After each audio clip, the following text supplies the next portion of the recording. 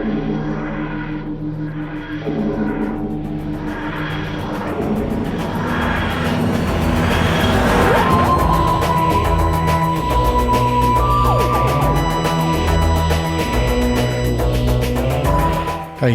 fans, and welcome to the Big Blue Box Podcast. My name's Gary. I'm Jordan. My name's Matt. I'm Maria. My name's Harry. And welcome to the June Roundtable. Yeehaw! Yay!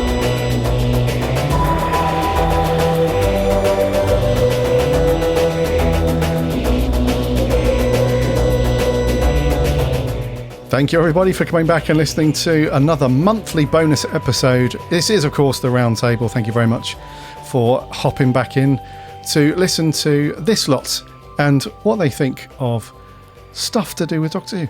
Is it the current series? Is it old stuff? Is it news? Is it character options? Vortex edition figures? Who knows? What we do know is that we haven't heard from these guys since the end of Shooty's era was wrapped up. So, Wishworld, the Reality War, all done and dusted. Shooty's buggered off. We don't know if Doctor Who's coming back next year or in 5 years. Who knows? So, we're up in limbo at the moment, but one thing that's not in limbo, as I said, is the Roundtable with these guys. Who are we missing? Adam's not here. Adam hasn't jumped in on this one. So, let's introduce the gang. They're all here as usual. Jordan, how are you, sir? I'm very good, thank you, Gary. Yeah. Now that you're post first, congratulations to Jordan, everybody. He's just wrapped up his first year at uni. Come on. Very good. I'm knackered, but I've enjoyed every minute of it, so it's fine. Even the 6 o'clock wake up time. Yeah, because you didn't stay on campus, did you? No, I was. Yeah, I was a party pooper. I didn't fancy staying in campus with other students. God, dear. No, thank you. Sure. Not for me, thank you. No. But no, I'm good. I'm looking forward to this because I think this will be a polarizing episode. I think because I'm still not entirely sure how I feel about Wishworld and the Reality War. So it'll be interesting to hear what everybody else thinks. Because I'm still like, I don't know. Yeah, polarizing is a good word. I think that would be one I was thinking, words. Is that the right word? But it must be the right word. It's fine. Yeah, good. Nice one, dude. Matt, you all right, dude? Yes, very well. Thank you, Gary.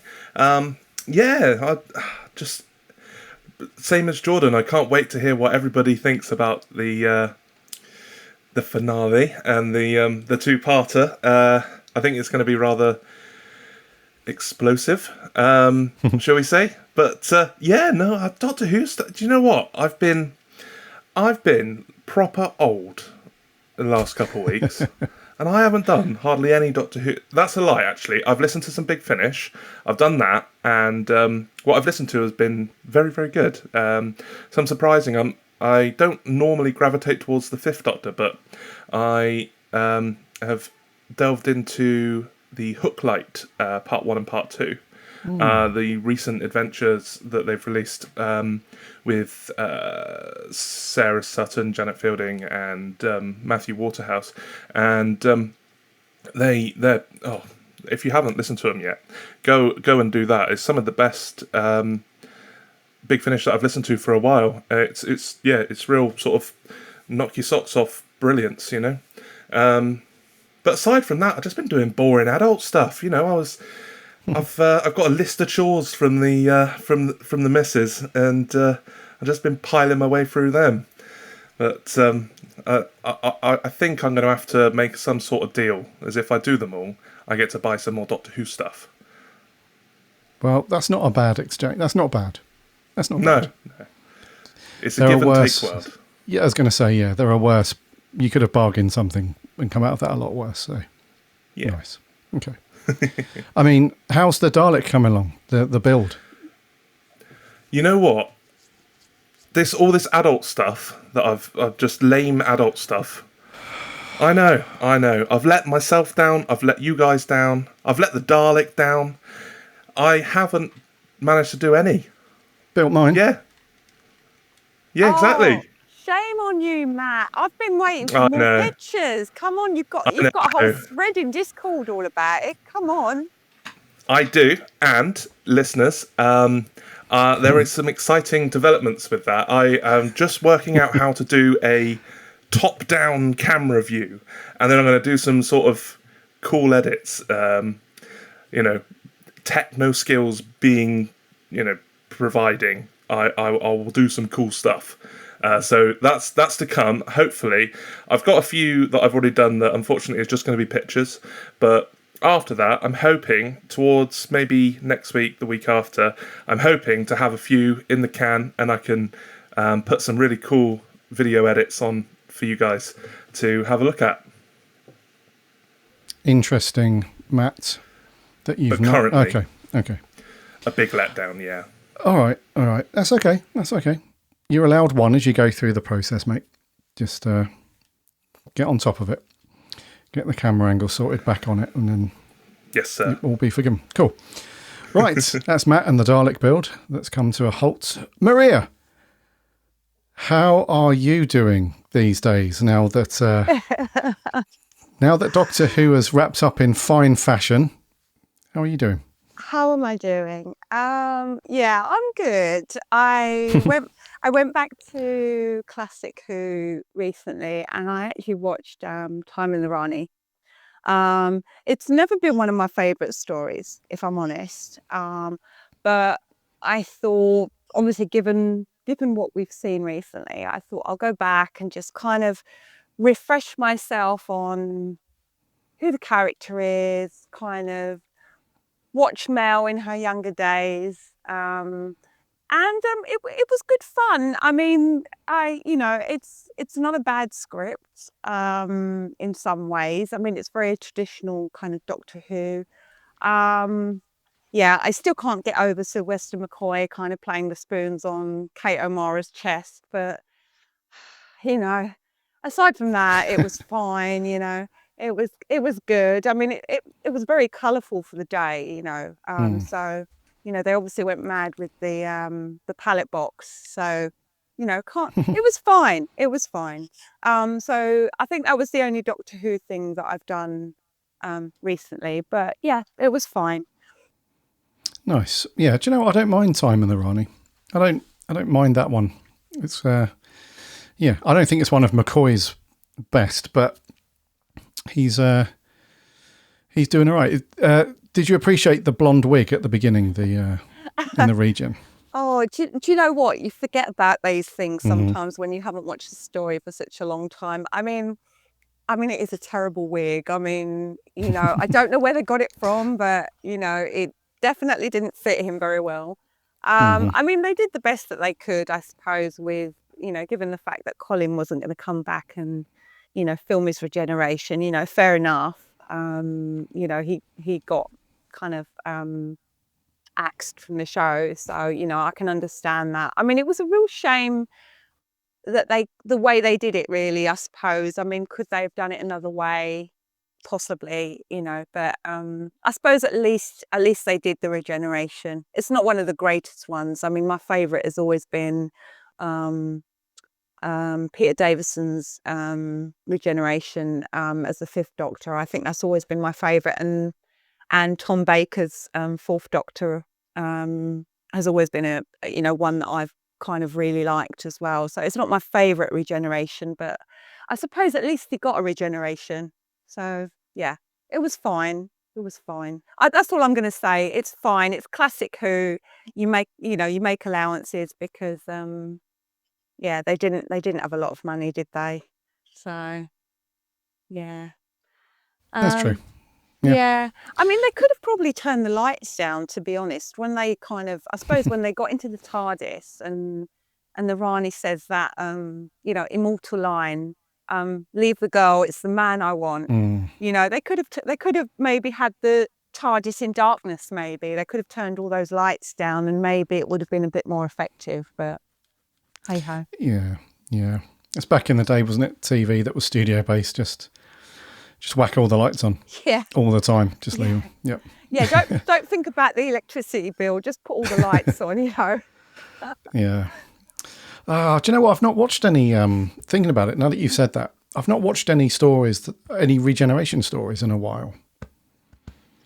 Oh. Yeah. Like I've not seen caves in a long time. What's Davison's last words? Is it feels different this time? Is it? Yeah. I swear it's Adric. Adric? Is it Adric? No, I don't think it is it? Is it? I think it's Adric. I think it is. Yeah. Oh, okay. Can't remember. Although then I'm sure he says, obviously. Because he says the line is and then death, when Chameleon but pops up. Yeah, I don't know. is this death? That's right. Yeah, something like that. Crikey. I've got to go back and watch Caves. It's such a good story, that one as well. Really good. Oh, dear. Bloody Spectrox, whatever it's called. Right, Maria, glad you're doing okay, as well as can be expected, given the circumstances. More on that later, Gary. Yeah, and Harry, good sir, how are you? Hello. Hi, I'm good, Gary. Yeah, not too bad. I went to a convention recently and had a great time. That was my Doctor. Oh yeah, Yeah, my Doctor Who related thing for this month. Besides, we'll get into it later, the reality war. Yeah, it was cracking. A really good day. So I went to MCon in Nottingham. I had such a great time meeting Anita Dobson in Capital Cutaway. I had to meet her again. Yeah, we had a photo and she let me put the scarf around her, which was great. And she's Anita Dobson, honestly, is one of the loveliest people I've met at a convention. She is just so nice and so friendly. A real joy to meet her. I'd really recommend if you head to a convention and she's there, definitely get an auto or a photo. And I also had my photo with Peter Davison. He was in full Doctor costume. He was in front of his TARDIS exterior, so it was a really special photo. I should probably put a photo in the Discord chat just so everyone can have a look at it. But it was great. I was only going to get a photo with Peter, and I was milling around the convention floor, and there are lots of like traders there, like selling like figures, and like someone was selling like some Virgin New Adventures, and Long Barrow was going for about £200. I was like, whoa. God. Like the amount of money some people would spend on Long Barrow is crazy to me. But I was going to spend a bunch of money on just tat, basically, and then I thought, do you know what, I don't get this opportunity often. I'm going to get a joint photo shoot with Peter Davison and Paul McGann in costume in front of the TARDIS. So I got another photo with the both of them. And it's one of my favourite all-time photos I think I've got at a convention. I don't normally get starstruck anymore at these things. I tend to just, like celebrities are just people like the rest of us, So I don't tend to get starstruck, but there was something about that photo made me feel really emotional. It made me feel like, oh, it's so great to be a Doctor Who fan and to have moments like these, Yeah, that was lovely. So I'll probably get that framed and put it on my wall so that I can look at it while I'm working or recording podcasts or whatever. That was a really brilliant day. It just makes me excited for Hooverville, which we got coming up. I think myself and Maria will be there in August in Derby. Get your tickets. I believe we're going to be doing the Capital event next year. Got to get saving my pennies for that one, but that should be pretty good. So so that was a real highlight. That was fantastic. Spoiler alert, there was a bit of a bad taste in my mouth from that series finale, so it was nice to kind of realise, oh, actually, I do really love Doctor Who. It was good. It was good. I was going to say, the photo you put in the chat was Paul McGann actually still looks fantastic. That man never ages. I mean, I met him a few years ago at the there was an event at the Leicester Space Station. You know, I know that you've been there, Harry, and you know, he's a fantastic ambassador for the show, as is Peter Davison as well. You know, they're fantastic ambassadors for the show, and you know, and neither of them seem to age that much, to be honest. I mean, they both still look fantastic. They do. This is true. Yeah, and they looked really dapper, like in their costumes still. You know, it was really cool. Yeah. It's always good when you can get a photo with them in their costume. Absolutely. Yeah. Awesome. Yeah, that picture was really cool with McGann and was it McGann and Davison? The two of them. Yes. Yes, yeah. Very cool. Right. So, busy beavers, this lot, with stuff. Some of it Who related, some of it not. Matt, not. Is anyone picking up the character figure? No. The David Tennant and the Meep. Nah. I'll do better next month. You do. Yeah, I think this is a character's second exclusive of the year so far this year, apparently. And yeah, I was going to get it. I was going to pick it up. Looked pretty cool. Then I saw the price and I was like, I don't think I can. Yeah, just not sure it's worth. That's what I was like. And I would have then been I saw the interested. nearly 50 quid price tag. Yeah, exactly. And I would have been interested if it were plush, a Meep plush, but yeah, not too keen on a Meep figure. I don't think. I was going to what say that happened. actually. I Wonder what wanted a happened to that fluffy, Meep fluffy Meep. Yeah. Yeah, man. Oh, dear. It was shown, wasn't it? There was a massive Meep plush shown at one of the toy fairs, and I hope they still plan on releasing it at some point, because I'd love to have that. Just it looks beautiful and so screen accurate and cuddly, and you know, you just love to have it in your collection. But It'll be just like the Series 10 soundtrack. It will just go into the ether. We'll never see the light of day. We'll see it in like 2080 or something like that. And they'll say, "Oh yeah, sorry, yeah, forgot about this one. Oh, it's in our release schedule." You know, but I don't know. With this set, I think it's a lovely set, and it's charming as well. It's they've gone the extra mile with it, with all the different swappable hands and head for Happy Meep and Mad Meep, as it were. And the 14th Doctor without his coat looks great. I mean, the head sculpt on the 14th Doctor, I think it is what it is. I don't think they're going to get better than what they have. I look at it and I think it's not really the 14th Doctor. But it's just the price tag for me, because you all know, and listeners are well aware, that I am a sucker for merch, a real sucker for merch, and I'm constantly being told off by the better half, "Stop spending all our money on Doctor Who toys. You're a grown man." And I'm like, yeah, I know I'm a grown man. I can buy whatever I want, and it just so happens to be Doctor Who toys. But this is a bit much, I think. 45 quid is just a bit too much for me. If it was $29.99, like the what was $29.99? Were the TARDIS sets with the Joe Martin TARDIS set? Was that? No, hang on. Was No, it I the think John that was Pertwee with the sonic $39.99. screwdriver? Yeah. It was definitely one of those sets, and the sonic screwdriver by itself, and that was the kind of price range I think they should top out at. I know that they've got an entirely new sculpt for the Meep, and that is costly, and I get that. But at what point do you've got to absorb some of that cost as a company, because otherwise you're just going to price yourself way out of the market for like 80% of consumers. So yeah, that's my take on it. Yeah, as the merch guy. In depth. I'll tell you what I would buy if they released it. You know, in Wild Blue Yonder, the doctor's double, when he was like, "My arms are too long," I'd get like one of those like stretchy things, like you know those like stretchy men that they used to sell. I'd get like a stretchy 14th Doctor. Yeah, That's the one.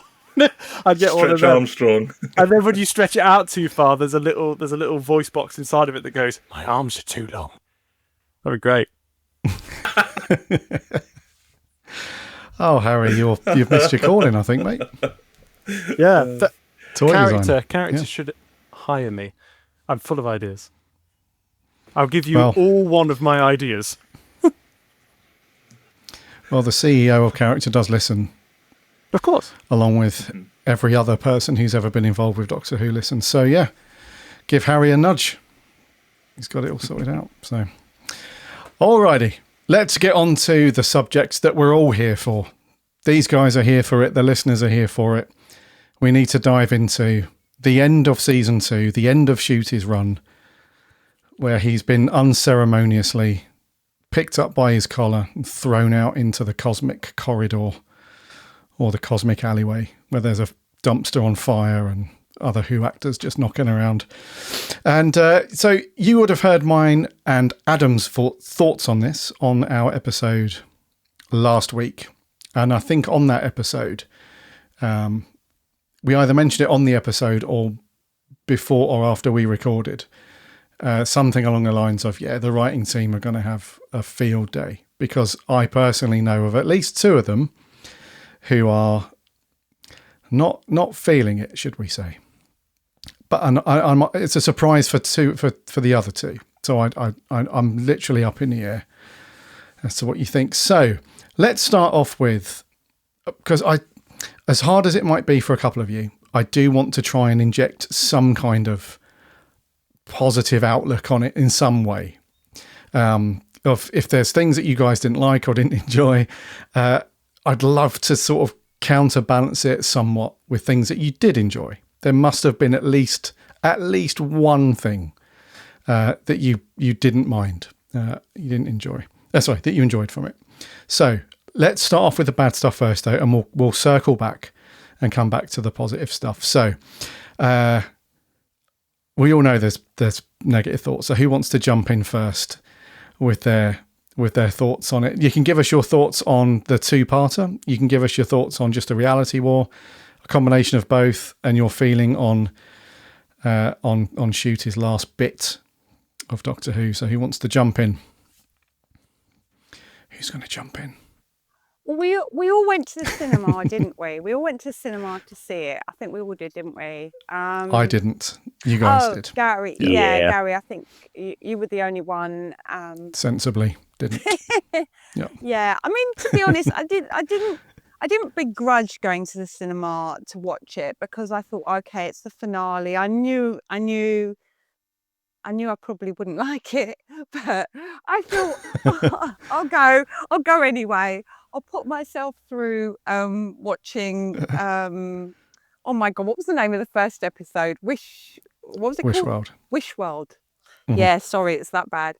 Yeah, so I thought, can I put myself through watching Wish World again? And I thought, okay, I probably can, because sometimes when I'm at home watching TV, I don't catch everything, and maybe I didn't understand it and it didn't make sense to me. I'm being probably a bit harsh on myself in that respect. So I thought I'll go and I'll watch it again. So I mean, I find the whole concept that we've done with the whole series, this thing about gods, and and obviously it was meant to be a big thing throughout the whole series, but in all honesty, the whole gods thing kind of didn't really amount to much. If we're talking about the big bad that was meant to be, we don't even know if we've met the big bad, because Anita said, the boss says hello, whatever that means, and I don't really care, to be honest, at this stage. If I'm honest, yeah, you want me to be honest, so I don't really care. But if we're talking about gods and the idea that Omega is now this person that's been transformed in the underverse into a god, yeah, I'm sorry, I just didn't buy any of it. You know, I'll be honest with you, I thought the final episode was terrible. That's what I said.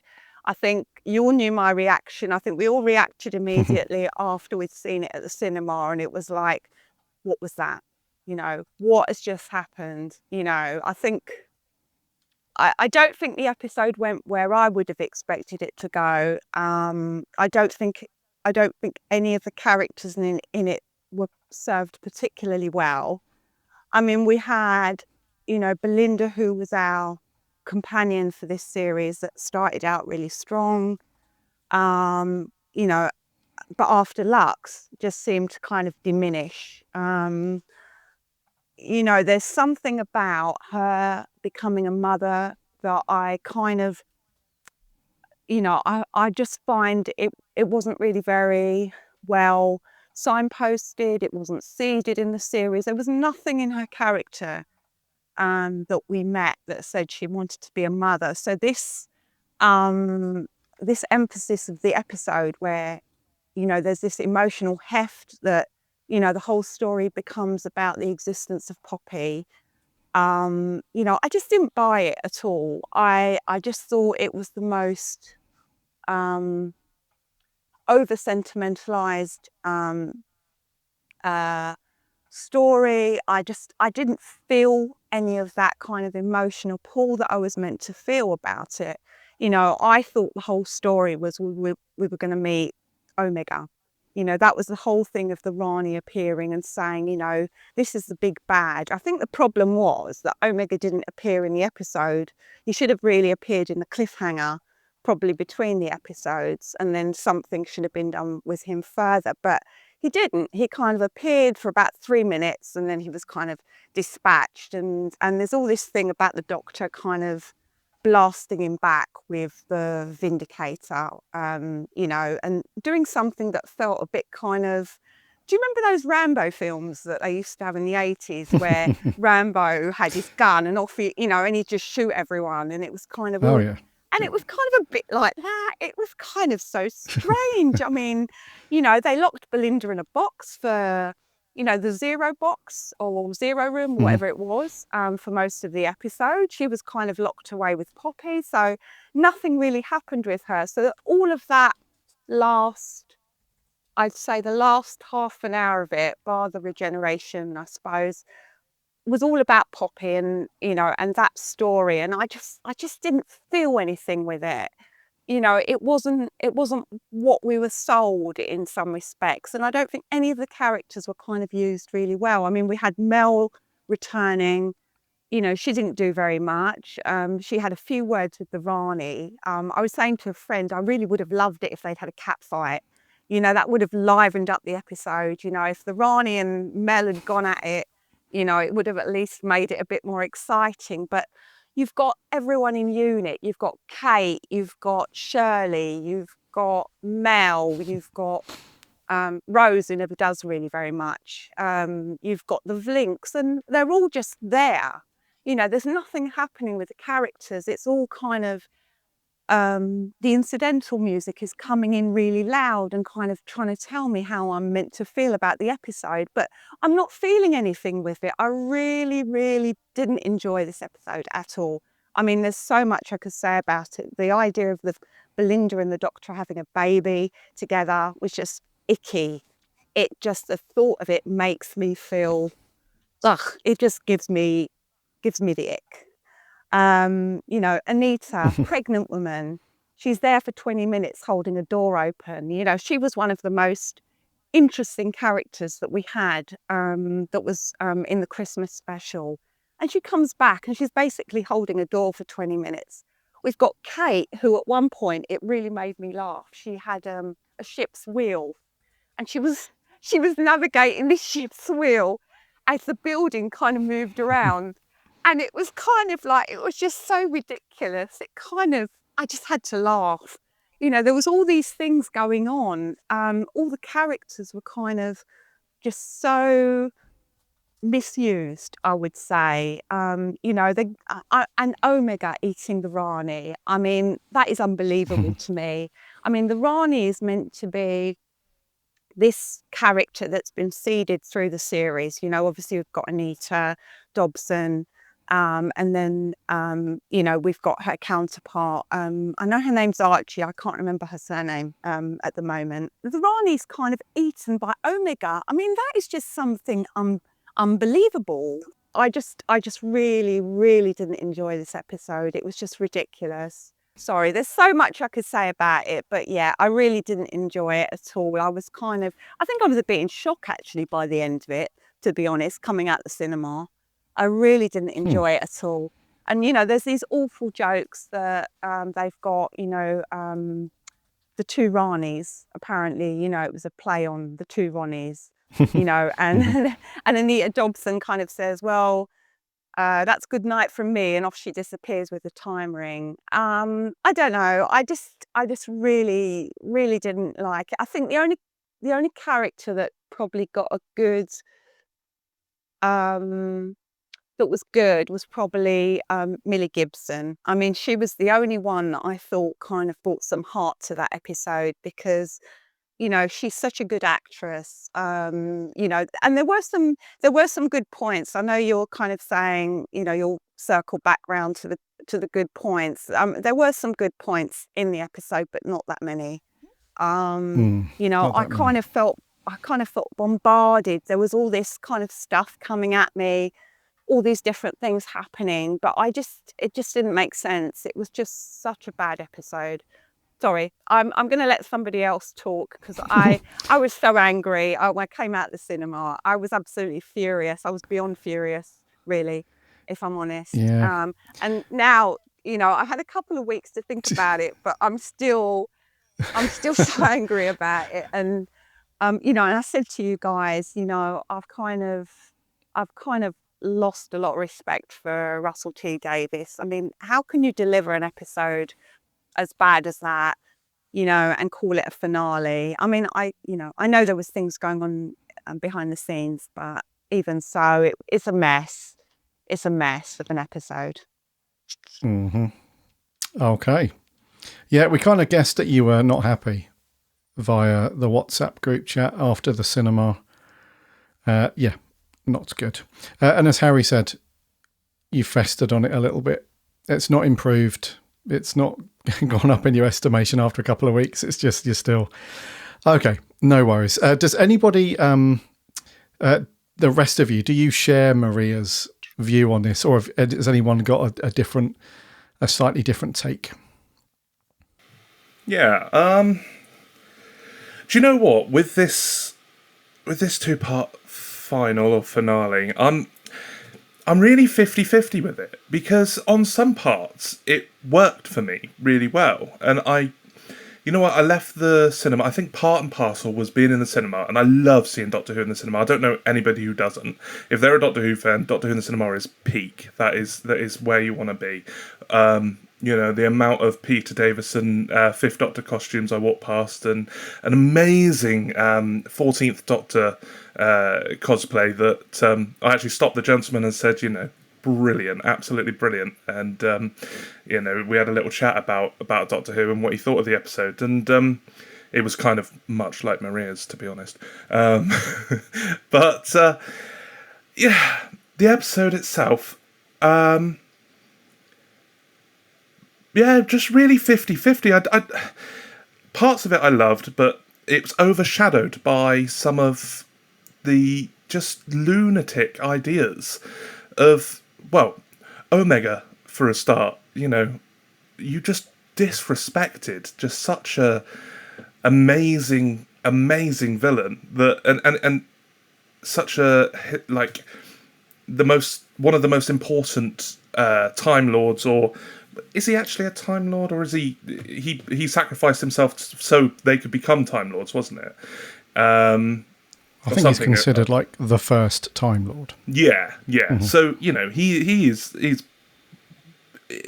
just so important, and there's so much riding on his return, and then you go and give CGI rubbish, and you knew it was coming after blooming, you know, big dog on a leash, but you didn't want it to happen, And I was sat there going, don't do it, don't do it, don't do it, don't do it. And the door was opening, and there was a chap next to me, and we were both sort of edge of our seats. And then it was quite funny. As soon as the big hand came around, we both just flopped back on our seats. On our seats, like, oh God, Oh, no. here we go. But saying that, the episode as a whole kind of worked for me, especially like the two part that it's deeply, deeply flawed. But I came away not feeling like 100% unsatisfied. There were some lovely moments in it. I thought, actually, I really liked Unit, and quite controversially, I loved how the Unit tower completely turned into a big death gun ray, and you could control it with a big wheel. I thought that was unique. Oh, Matt, how could I liked it. How could you say that? I mean, it just defies all logic. I was going to say, all the stuff that you said about Omega, I think that's what it was. I think part of it was that, you know, if you look into the history of who Omega is, he was an engineer, and he gave his life so that they could have time travel. And, you know, he was bitter about it, you know, because he thought he'd been abandoned.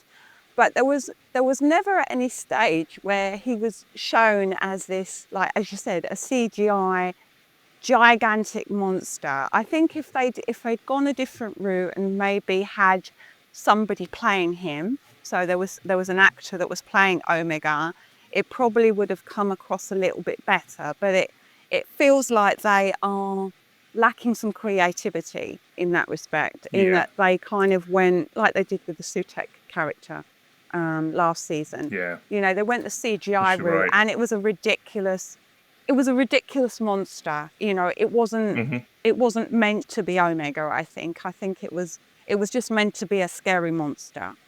And the speed at which he was kind of dispatched, you know, in terms of who he is, in terms of the history of the show, and, you know, it felt disrespectful. And I think, you know, Russell T Davies has disrespected his villains, you know, definitely. I mean, he disrespected the Rani as well, you know, having Omega eat her. I mean, if you think about it, Omega was a man, you know, he wasn't, and in the Three Doctors, from what I remember, he wasn't actually, he didn't actually have a physical body.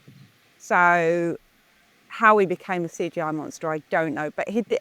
But the thing was, you know, the Rani is also a character of, you know, that is kind of, you know, known to Doctor Who fans. And, you know, I think Russell T Davies could have given a bit more thought to, you know, who those characters were, because they didn't feel very well fleshed out in the story. I think there was too much going on in that story.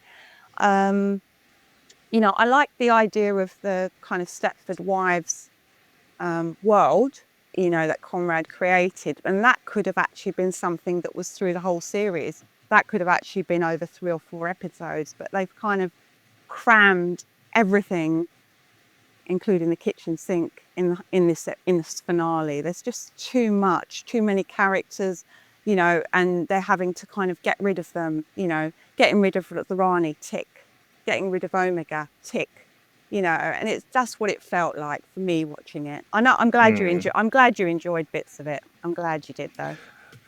Yeah, I mean, definitely some positive notes though. I loved seeing the Sundays again. I just absolutely love Cherry. I think she, as it is, the cherry on the cake. She is pinnacle. Carla's lovely, and they have such. That is the family dynamic that you expect from RTD, and then it just sort of goes out the window after you leave them. So I loved all of those bits, and I think Cherry was on fine form. You know, she's the world's best mum, but she's too busy playing poker, and that sort of thing. The visuals looked absolutely amazing, and I loved the scene where the Doctor tricked the Rani and actually copied the code, or I guess, to take control of the, the hover scooter thing. And then the Doctor just does this brilliant sort of fly through London, and he's sort of going down to the Thames and just sort of scraping it and the bottom, and it looked visually stunning, and you could tell, like, as uncomfortable as it probably was to film, they made it look like he had an absolute whale of a time. He definitely didn't. Like, I've seen some of the stuff, like the behind the scenes things, and it didn't look fun whatsoever, but you know, that looked brilliant. Going forward, I think the idea of where Poppy is in the TARDIS, they're wrapping up, and slowly, you know, Belinda and the Doctor are passing back and forth the coat, and it's getting smaller. Visually, that was brilliant. That brilliant idea, executed really, really well, and it's such a change to not have it explained to you, like, completely down your throat, like, oh, by the way, why is this coat getting smaller? I don't know. We should probably find that out. Well, it's probably because of this and this and this. And, you know, all the exposition that normally goes with it, just to have it subtly in the background as it's, you know, Ruby can see it, and we can see it, but they can't see it. It was lovely, really well done. I didn't like the exact scene after that, which, when they're almost kind of ganging up on Ruby. I don't know why it was written this way, but you've got 15 almost being mean to her, sort of, you know, kind of, what's the word? It'll come to me, but, you know, when he's kind of almost gaslighting, thank you. He's gaslighting her, plain as day, going, you know, it's in your head, love, you know, don't worry about it. It just didn't sit right with me. It felt like some sort of thug was writing that part. And then we've got back after going back to unit, and saying, you know, do you believe me? Can you remember all this? And it takes the entirety of unit to kind of make the Doctor listen that Ruby's not just some, you know, gone a bit loopy. Which I thought was just not great writing. But then on the flip side, Jodie's entrance, amazing. That whole scene between 15 and Jodie, beautifully done. And the emotion that got me was when Jodie was saying, you know, oh, I should say that to Yaz, and he's like, you never do. But she knows, and you can see in her face like the emotion, like brilliant actor, Jodie Whittaker. It's just absolutely hit the nail on the head, and surprisingly so, because she had like a day in the studio, probably half a day, and just hit the nail straight on the head. It's easily just falling back into that character. And then probably the most controversial thing I loved was the regen. Not obviously who Ncuti turned into. We'll get more onto that, but the actual regen itself, the idea for the regen, as in he's having to, almost sacrifice himself, basically commit suicide to save this one life, which is, in a way, it's completely Doctorish. You know, you've got 10 doing exactly the same for Wilf, and I'm sure there's other examples. Well, 9 did it to save Rose from the time vortex, and you know it is very Doctorish, and I did like that. And the visuals for him summoning the regeneration energy from his hands, it looked a little bit like Hulk smash, but it did look really cool. And I loved the glass shattering effect. I thought they've really tried something with the different visuals in the story. Some, like, quite a lot of new out there sort of techniques that they've not all of them worked, but a lot of them did.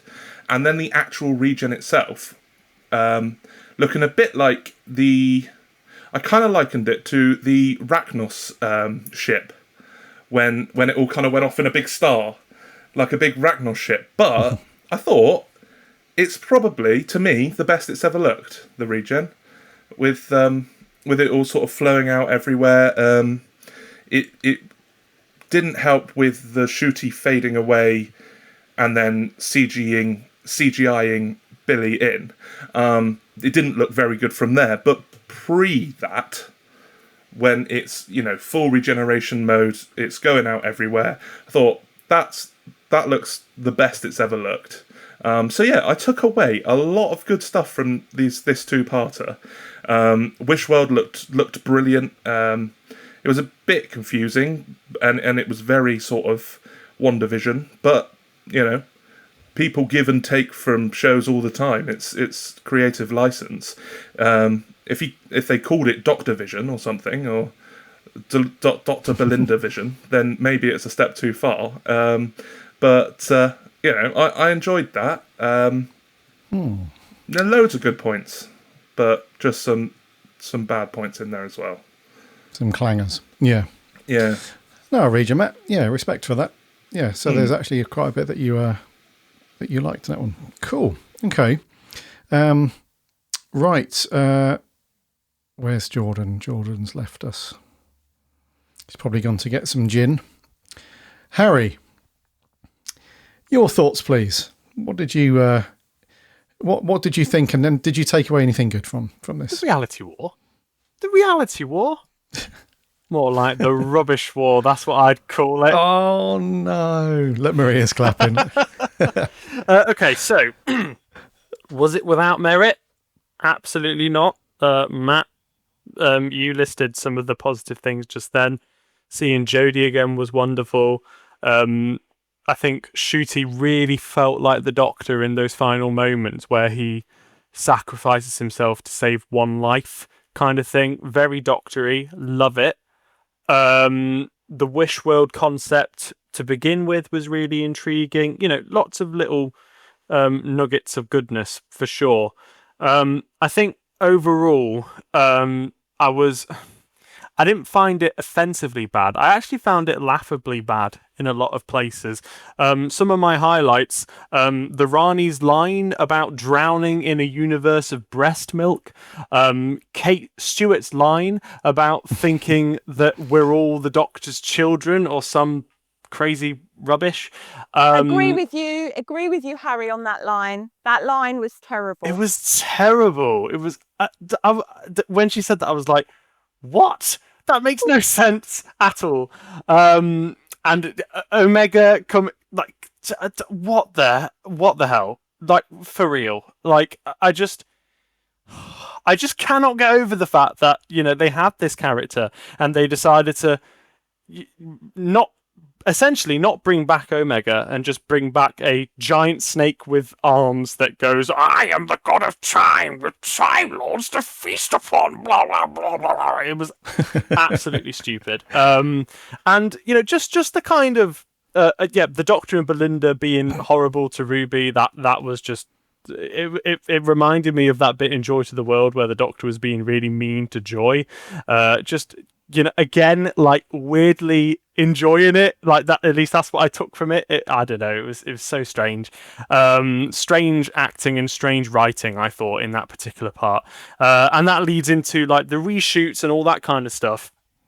Like, the fact that they had to change things, the fact that it was obvious, like, that's fine.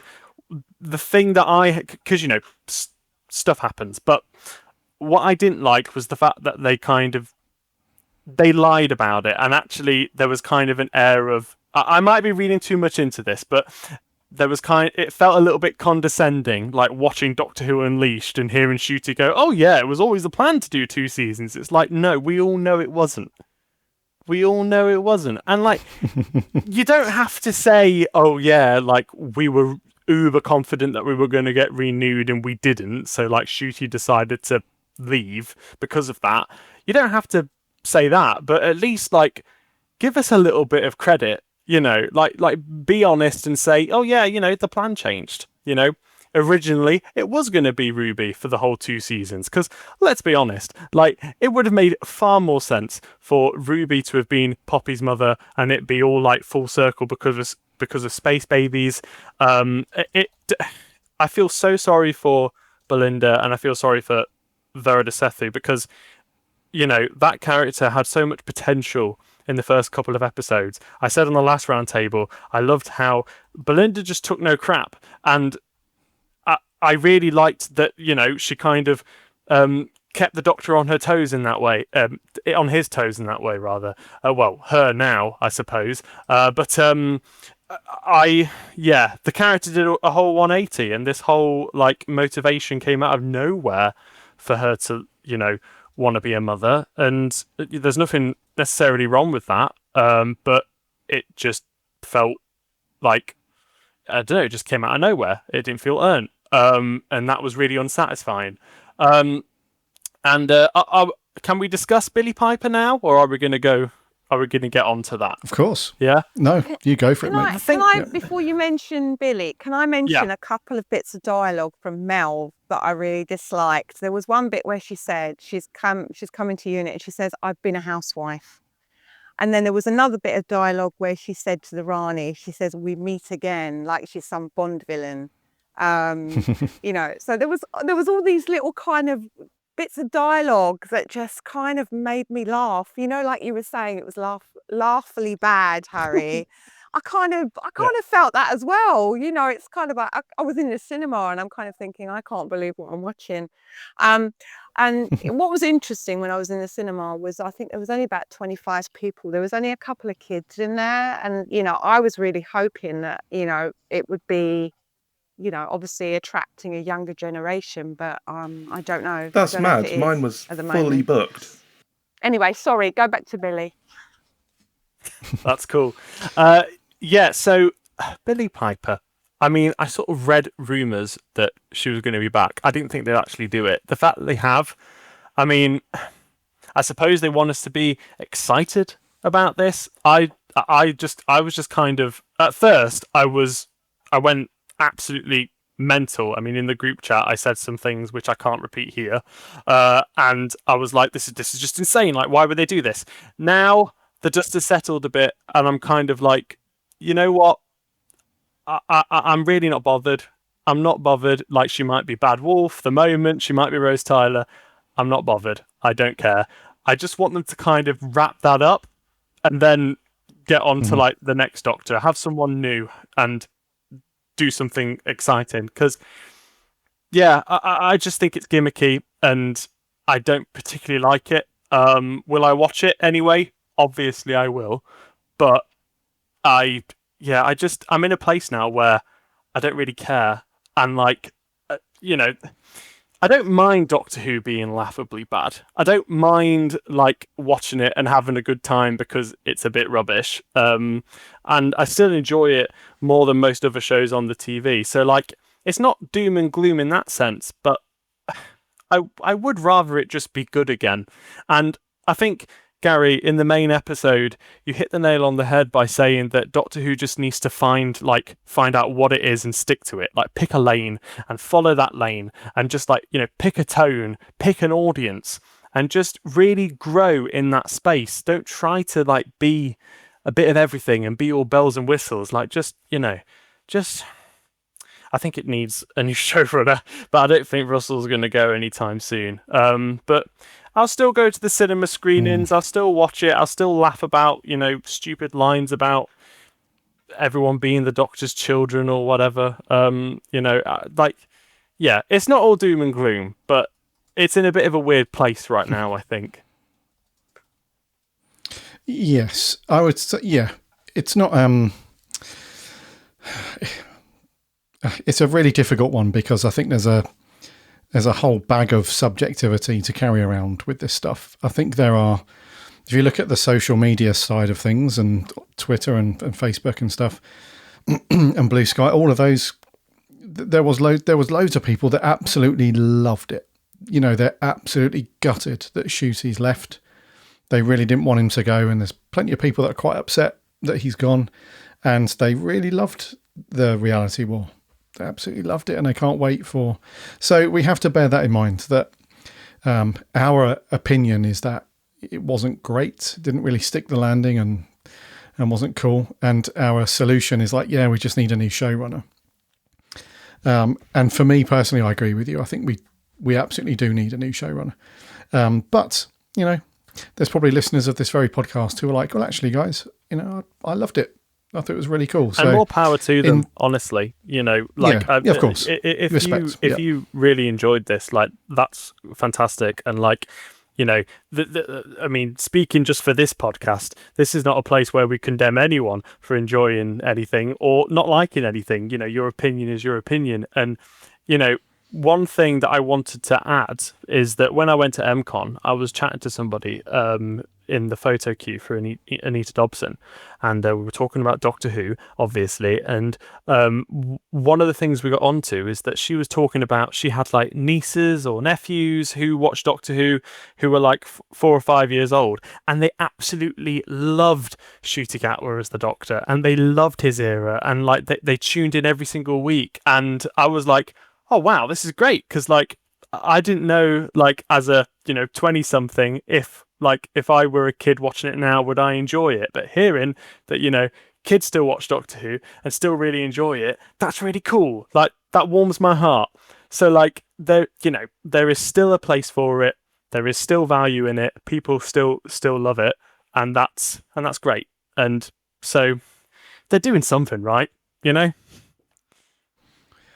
Yeah, I mean, although I will say they are doing something right to a degree. But what I will say is, on this one, it did feel like, because I think at the end of season 1, what was the finale of season 1? Was it Empire of Death? The Church Empire of Death? Yeah, that one seemed to have more of a reasonably even split when you take CGI Sutek out of the equation. That seemed to have a bit more, in my memory anyway, a bit more even. Whereas this one, although they are doing a few things right, as you said, there is an overwhelming, like, yeah, that was crap on this one. In both ways as well, because normally when you go to the cinema to watch Doctor Who, the atmosphere of being around other Doctor Who fans and everything normally makes the episode it's perceived to be better because of the atmosphere and everything like that. And then when you go back and watch it at home, it's like, oh, okay, I remember it being better in the cinema. Whereas even on this one, there were people coming out the cinema like, that was a waste of money.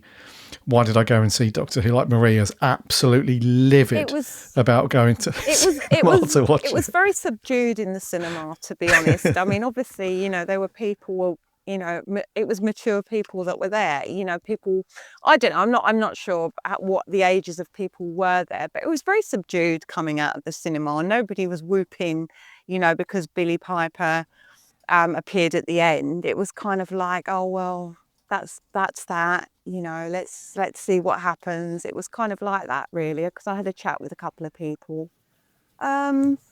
It's funny because everybody in my screen, like, they went absolutely crazy when Billy showed up, but it wasn't like whooping and cheering. It was like screams of absolute terror. Like, Billie Piper comes up and everyone's like, oh, like they're absolutely terrified of her. It's like, what does this show become, kind of thing. I think. Do you know what? That was kind of the exact opposite in my cinema screening. I couldn't believe when you said there was hardly anybody in yours, Maria, because ours was so packed. They put on a second screen. Wow. And they put same here. Yeah. The one I was in, was the biggest screen that they have. And it was packed. And I'd say probably around 40% were kids, like under 11s and under. And I was waiting for some popcorn after getting my ticket, and there was a couple of kids with their parents in front, and they were chatting about like what they hoped was going to be in it, and it was magical, and how much they loved Doctor Who and Ncuti as the Doctor and all of this stuff. And I was just thinking, oh, that's brilliant, like that it's that joy that I felt when I was that age is still happening for kids these days, because it's easy to forget that, especially, you see a lot of negativity on social media and stuff towards it, and you forget that there are kids still there that we were once currently loving the show, So, like you say, it is doing something right, and it's just.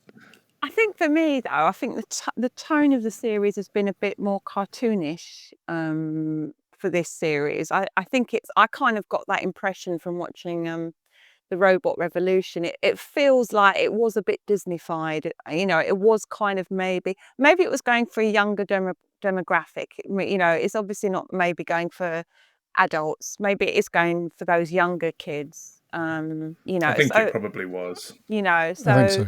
Yeah.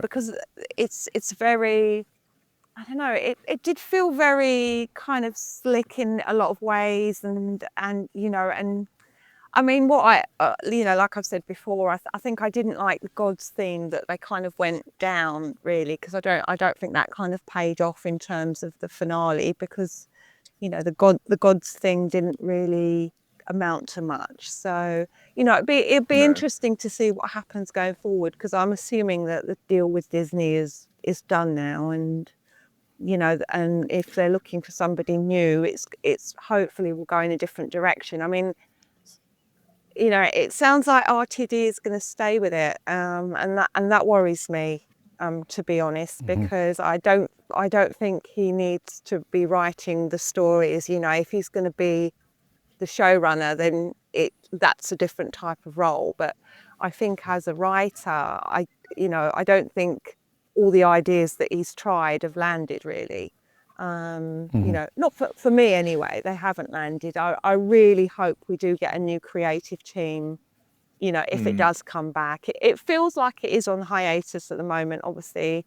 In terms of the main series. So I guess we'll just have to see. But I really want to see some proper sci-fi in it. And, I don't want all this fantasy, because there was a lot of assumptions, in terms of fantasy. Things are kind of waved away, like the Rani, for instance, kissing the baby, and, the mother that gave birth to the baby becomes flowers, and the children were ducks, and all that. All of that kind of stuff. I just don't want all of that. I want science fiction. I want science fiction concepts. And I want them to go out into space a lot more as well. I don't think being on Earth is actually, really, you don't need that. I think you need to be out in space and going to different places, different planets. You want Blake 7, don't you? I do, yeah. I want Blake 7, really. That's what I want, yeah. It's true. Insert You the make some interesting advert points, for Federation definitely. Strike now. Yeah, you make some good points with that stuff. I mentioned that on the episode that I read some tweets after the Reality All went out, and a few people were saying they've enjoyed Doctor Who for years and years, but they're just not sure. They're not sure exactly who the show is aimed at the moment. They're not sure if it's made for me, if it's made for... And that's not from a selfish point of view. It's not like, I want you to make everything for me and nobody else. It's not about that. It's just like... I felt exactly the same after the episode. I felt a bit like, where do I slot into... who they're targeting the show at the moment? Is it... Because they could have done... I mean... I think the number one reason for me why they did the big CG slop just with Sutek and now with Omega is because that's what the cool kids want to see, because you've got this generation that have grown up watching dragons in Game of Thrones and the Mind Flayer in Stranger Things and all this stuff.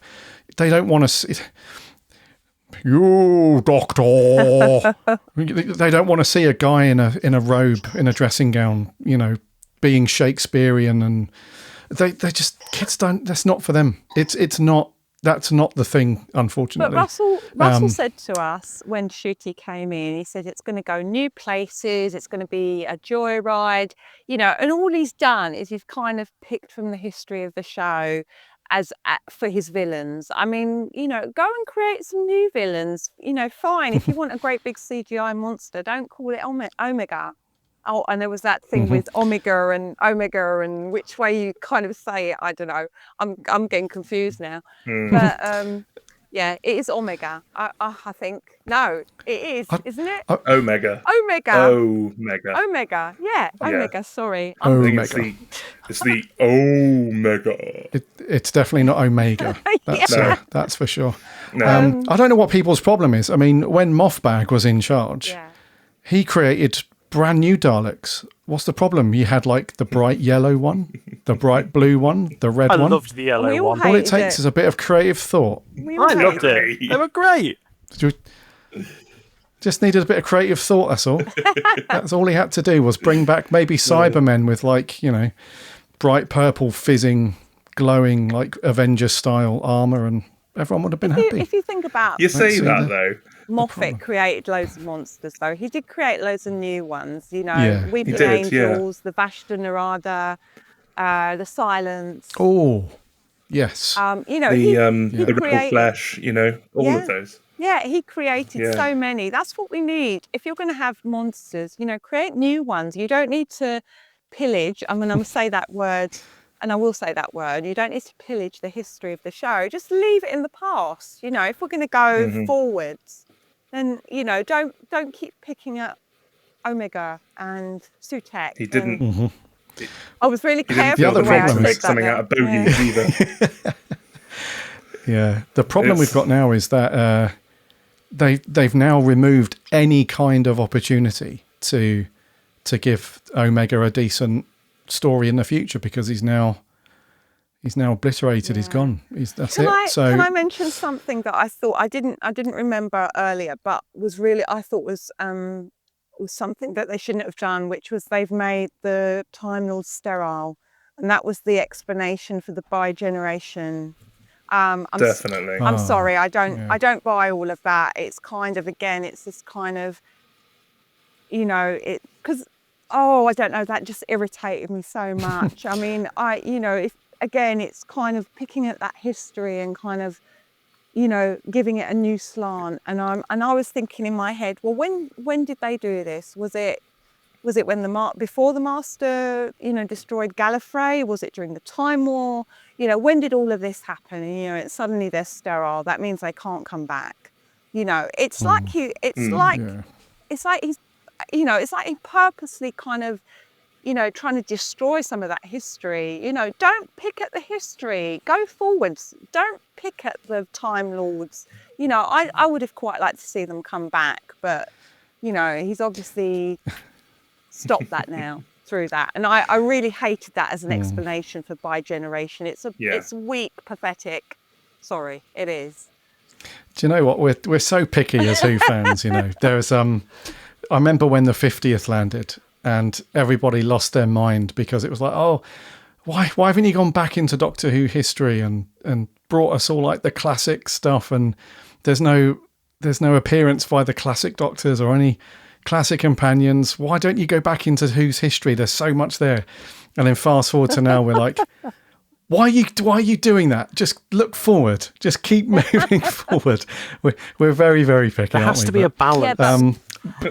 You know what it was? When Chibnall was in charge, okay, he had his own ideas about the show, but at least he kept the classic villains looking like they were classic villains. Whereas I think RTD has kind of reimagined Sutek, he's reimagined Omega. You know, the Rani doesn't seem very Rani-like. I mean, you know, where was the science in her whole plan? It was all kind of fantasy and fairy dust and, you know. She was the master, She was the basically. master. Yeah, exactly. Yeah. And I really don't like that. You know, if you're going to bring back these characters, you know, give them the respect, you know, go into the history. You know, I love Mark of the Rani, you know, where you had Kate O'Mara actually experimenting in human history, you know, and she said, I've been there, I've been meddling in human history for a long time, you know. So why is the Rani now relying on fantasy, you know, and the Doctor's doubt and all this kind of stuff? The Doctor's doubt, I mean, you know, please, you know, I mean, why bother creating the wish world at all? Why do you need the Doctor's doubt, you know, to break it open? I mean, it just doesn't make sense. I'm sorry. If you examine it too closely, it doesn't make sense. Can I go on to some good stuff that I did like though? Because I feel like I've been really negative and I don't want to kind of leave it like that. I did actually make some notes of some good stuff. Rattle them off. You've got one minute. Rattle them through. So I will rattle through them. So Ruby's interaction with Conrad, where she talked about what they had was real, and the fact that she was kind of quite merciful with him. I liked that interaction. The only problem was it was cut in between all the action sequences with units. So, you know, every time you wanted to kind of feel something for them, it kind of cut away from that. But I really enjoyed that scene, their interaction together. The section which Matt mentioned where Poppy's coat got smaller and smaller and Ruby was watching that kind of hit me because I kind of realized what was going on and that was quite sad. And then the last bit was when the 13th Doctor and Ncuti's Doctor kind of met in the TARDIS, and Jodie was actually probably more of a Doctor than Ncuti was. I felt like she kind of dwarfed him in some ways in terms of how doctorish she was. It felt like the student was watching the Doctor. So that's my 1 minute. Oh wow! So you did have a couple of things then. I did. A couple of bits, not too bad, right? I did. Okay. Cool. Right. Before we wrap up, I'm just going to give you Jordan's, because Jordan's phone has died on him. So I just want to give Jordan's. He's put it in a Discord quickly, and then I want to finish up by asking each of you a quick question. So Jordan says a 7 out of 10 for him. He says, I liked it, but it wasn't my favourite. Russell seems to have lost the knack to write science fiction now. The emotional stuff in the episode was well written, and I really like the bit where the coat gets smaller and smaller, but the science fiction stuff just wasn't handled well. And that tomb door closing after Omega has to be the slowest closing door in all of history. He makes a good point, does our Jordan. So thank you, Jordan. Gives it a 7, apparently. So yeah, I think Jordan's more kind of liked it, but there was just a few bits that really didn't stick the landing in terms of the, like Maria was saying, the science fiction aspect of it didn't quite land. Okay, so I've got a question for each of you and just a quick answer from you before we wrap this up. But before we get to the question, just very quickly, Matt, the reality war, out of 10. 7.5. 7.5. Harry. Let's go with 4. 4 out of 10. 4. Okay. Yeah. Maria, out of 10. The reality war. 2 out of 10, and that's purely for Ruby's appearance in the story. No, can't go any higher than that. Crikey. Okay. Wow. So, on that chirpy note, we're going to finish up with a question, and it's to all three of you. Let's go with Harry first. And it's a choice. Oh. Would you rather have the show come back now with Russell T Davies and everybody just resuming service? If there was an announcement that went out tonight that said, this has all been a ruse, we've actually been filming season 3 with a new Doctor and it lands later this year, would you be happy with that? Or would you rather a break for 5 years and the show come back with a complete reset, new showrunner, new everything, and completely new? As in, like, not even consider 60 years worth of storytelling, absolutely brand new hard reset. Out of those two, what would you prefer? Oh, that's that's a tough choice because of the hard reset thing. I think I probably have to go for the hard reset though at this stage. I think. Oh, okay. Yeah, I think. Yeah, if those were the only two choices, because I think Doctor Who's a bit of a mess right now, if I'm being honest, and they could always, if they rebooted it, started from scratch, they could always retcon it and say that, you know, all of the previous stuff was actually canon, and then it will all be all right. So yeah, let's go with that. The hard reset. Okay. Same question to Matt. What would you prefer? No, I couldn't do the hard reset. I'd have to go with option 1. Although, don't quote me on this because it's probably absolute rubbish, but there was something I saw which I really liked. The Christmas special that is probably not going to happen. Moffat was going to come in and write it and sort of bridge the gap, and then potentially a new showrunner come in its place. It's probably absolute rubbish, but I think if anybody's got a chance at some decent writing at this point, it needs to be taken probably out of RTD's hand. I think he's kind of lost it a bit, and give it to the Moffat to try and settle the waves a bit, and then go forward from there. But yeah, no, I couldn't do the hard reset. You can't do that to Hartnell. Yeah, I bet the Moff Baggy's absolutely loving life at the minute. You know, when he was like, oh yeah, I remember the series, what it was called back then, the Series 6, Series 7, hatred that you hurled at me. Now look, you can't wait for me to come back and sort it all out. Maria, what would you prefer? Well, I'll be honest with you. I feel quite disillusioned after what we've seen the last couple of years. So even though 5 years is quite a time, I would have to say a reset. I can't. I don't know what I'm going to do if Russell T Davies is coming back for a third and a fourth series that he said he's written. I'm completely disillusioned, if I'm honest with the show. I am. I don't want to watch. I don't want to watch any of it at the moment. The new series. So I would say hard reset with a new team, fresh creative direction. If it doesn't refer to the 60 years, that's fine. Just do a reset back how it was. Just a man in a Time Lord, I suppose, in a box, traveling the universe. Yeah. Mm-hmm. Gotcha. I see. 2 very, very surprising answers there. What would you do, Really Garry? surprising. What would I do? I would opt for the reset at this point. Yeah. If that question was put to me a couple of years ago, I probably would have said no.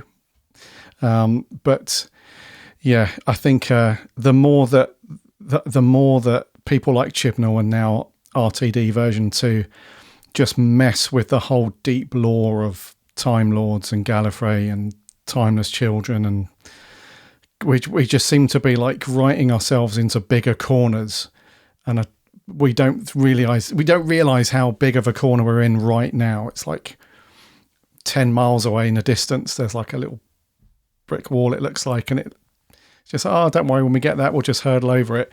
But when we get there, it's like the size of the Great Wall of China, and you can't get over it. And so yeah, with all these, I think it's just been messed around just a tad too much now. So God help the next showrunner who comes in after Russell T Davies, because they will have to write themselves in such a narrow capacity, because they probably want to be like, it would be great if the Doctor went off and did that. But you've got, quick word, you can't do that, because, in season 12, the Doctor said very clearly that Time Lords don't do that. So back to the drawing. It's just so confined, I think. In my head canon, Garry, I think that there's a group of Time Lords that escaped Gallifrey during the Time War. So I think, in my head canon, this is my personal headspace. I think if a restart would, I think, be a really good idea at this stage. Obviously 5 years, as I say, is quite a distance, but I think it gives time for the dust to settle, because I honestly don't know how we go forward. Yeah, Billie Piper, and there's no disrespect to her as an actress. She I can't see her being the Doctor. You know, she may be Rose, but you know, Russell T Davies has written himself into a corner with putting her back in the show again. You know, and I don't know how you come out of that and kind of move forward. I think the show has, you know, it's been the last 20 years, they've messed around with a lot of the history of the show. You know, there's been all the issue-led stories that we've had the last couple of years. It just all needs to die down. You know, I would be so disenchanted if a new series was coming very soon with R2D back at the helm. And, you know, I'm sure he wants to kind of hang on in there because he thinks he's protecting it. But, you know, we need fresh people in the show. We need, you know, you saw the impact of some of those stories when other people were writing them, you know, and, you know, he can't write anymore for the show. You know, he's not got it in him anymore. Sorry. Yeah, no, that's fair. At least we have here's a cool spin-off, reset right? idea for you. Oh, at least I've got some animated Yeah. here. Yeah. Here's a cool reset idea. That. Right? That's exactly what we needed. 5 years time, it's not a reset, but the camera pans round and it's Paul McGann's TARDIS interior. Yes. Ooh, And there's tempting. McCoy asleep in his chair with the record player on.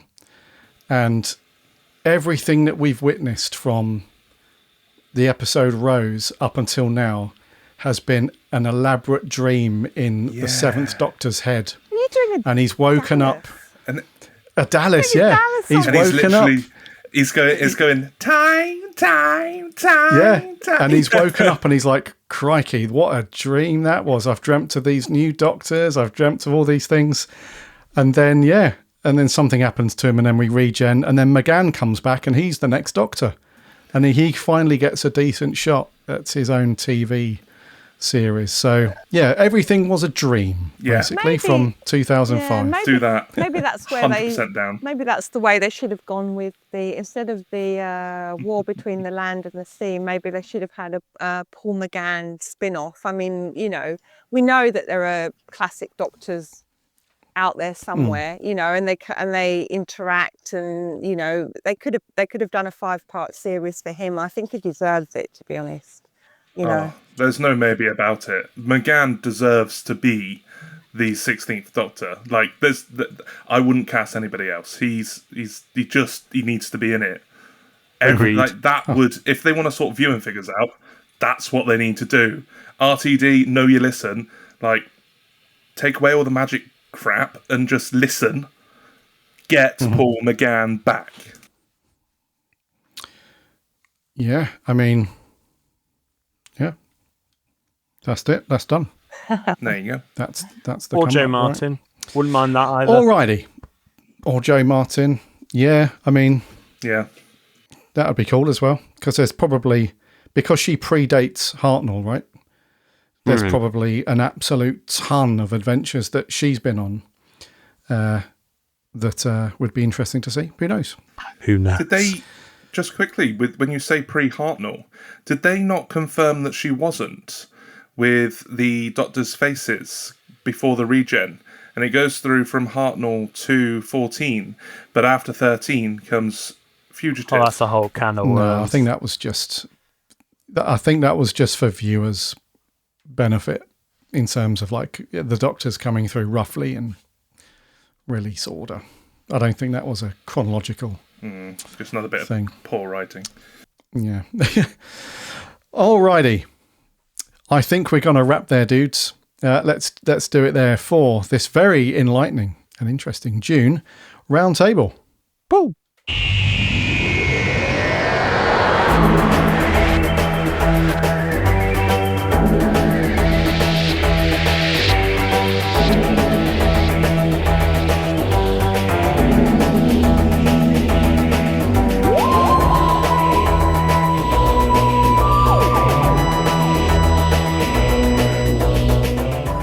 Thank you so much, listener, for joining us once more for the monthly bonus episode. That is, of course, the Roundtable. It's been really, honestly interesting to get these guys' thoughts. There are a couple of you I thought were going to get... I knew Maria was going to destroy the whole thing. But there was a couple of you I thought would like it. I thought Harry would like it a bit more. Didn't. I thought Matt would dislike it a bit more. But so yeah, it's all good and good times. As I said, Jordan had to bail on us, but he gave it a 7 out of 10. So I think we're all kind of sort of interested to see where the show goes from here on. As Maria said, we're in a bit of a hiatus situation at the moment. Disney looks like it's going to bail out another streaming partner, perhaps, or we're going to default back to BBC Studios doing the thing. Who knows? But we'll be here to talk about Doctor Who, I'm sure, for the foreseeable future and all of that stuff. Make sure you are following and subscribing to this podcast on your fave podcast app so you don't miss a notification when these episodes drop. And you can also listen over on our website, which is bigblueboxpodcast.co.uk. And you can also read the reviews and articles from this lot over on the website as well. And there's also links to the social channels. Go and chat with us there. And you can hop into the Discord server, which is another place to hang out with us and chat lots of Doctor Who. Okay, until next month for the July Roundtable. Well, God knows what we're talking about on that one. My name's Gary. My name's Matt. Oh, sorry, Matt. My name's Maria. My name's Harry. Sorry about that, guys. We'll see you next time. Until then, remember, Aaaaaaaallons-y. Aaaaaaaallons-y. That was